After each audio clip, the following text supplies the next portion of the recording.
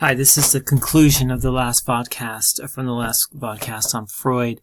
So I was about to say, Freud also believed that in order to survive this conflict, this internal conflict, not just the conflict in society, that we use what he would call defense mechanisms. Now, the important thing about defense mechanisms is that they're unconscious processes. We're not aware of them.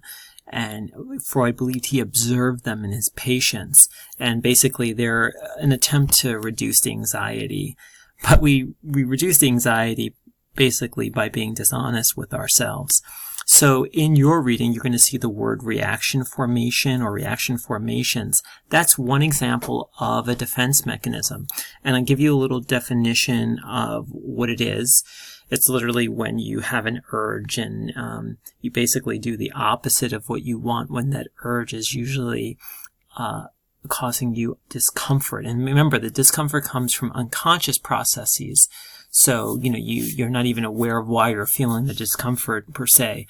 One example might be, think of like a young kid who likes somebody they're in 5th grade and they like somebody, Bill likes Jill. And but he's afraid to express that he likes her, so he's like, I hate Jill, but in reality he likes her. Now, that's a kind of an innocuous example, but Freud thought we could do that for deeper and more meaningful relationships in our lives, like sometimes towards our parents or other loved ones into our adulthood. And there are other examples too. It doesn't just have to be interpersonal. Another defense mechanism is sublimation. And that's this idea is that we have these desires, and this is the one that's really, they're both connected to civilization as discontents, but this one particularly does.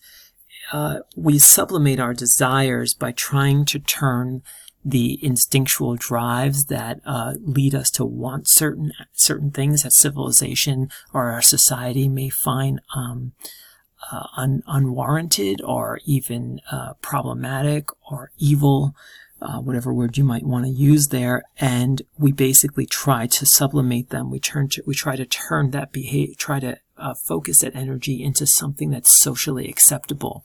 One of the best examples I ever saw of this was in a book was someone might have violent tendencies and aggressive tendencies, and they become a surgeon, somewhere where they can actually cut things up and do violence to a body, but they do it in a way that's socially acceptable. So these are two defense mechanisms. So that's going to run through Freud's civilization as discontents as well. So I hope you have feel a little bit more solid in your footing as you're going to read Freud. He's one of the most compelling thinkers. So I hope you enjoy the reading. Feel free to email me if you have any questions.